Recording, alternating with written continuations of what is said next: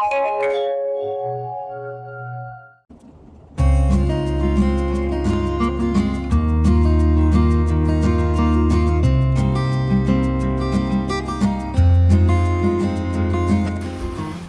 んにちは。引っ越しで書道家の清水勝信です。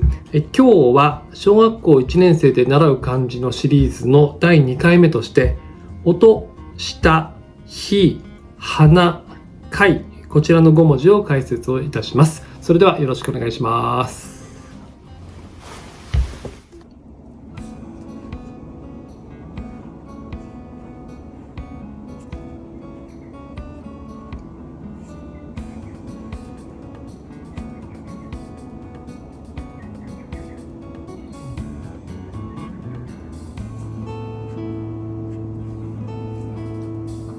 はい、音という字ですね。これは上が立つ、下がひの組み合わせの文字なんですけれども、まずセンターですね。全体のセンターに対してこの立つがセンターにあるように、でひがセンターにあるようにして書くのがポイントになってきます。でひは横広ではなくて縦長ですね。それが音です。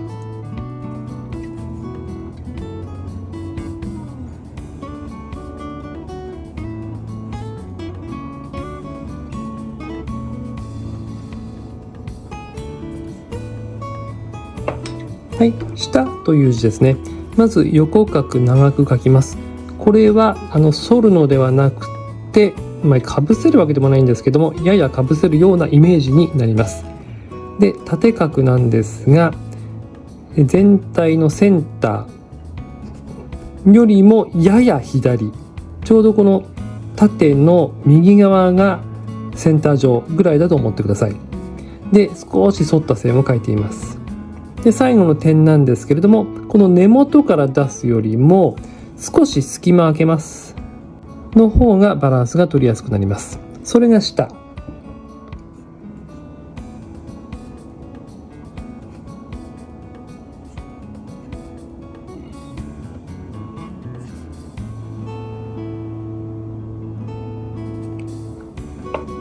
い、ひですね。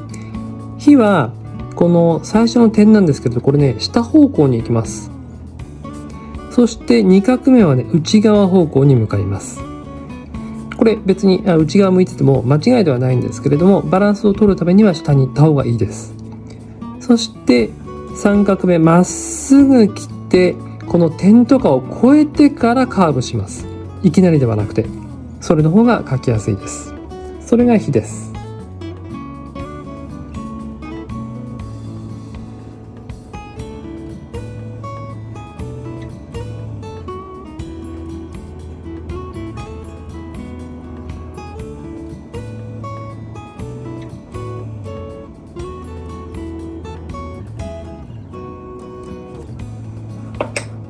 はい、花ですね。花は草冠と化けるの組み合わせになります。ポイントになるのがセンターラインに対して「い」の方が広いんですよね。でこちらの「ひ」カタカナの「ひ」みたいな形の方がセンターラインに近くなります。そしてこの下側なんですけど、こちらは少しひの方が上に行きます。少しでいいです。あんまりね上すぎてもバランスが取りづらくなるんで、このくらいでいいです。それが花です。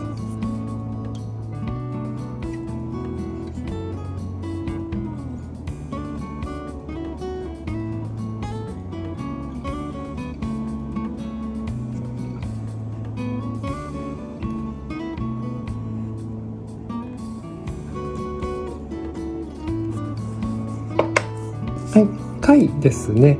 貝、こちら縦角はまっすぐです。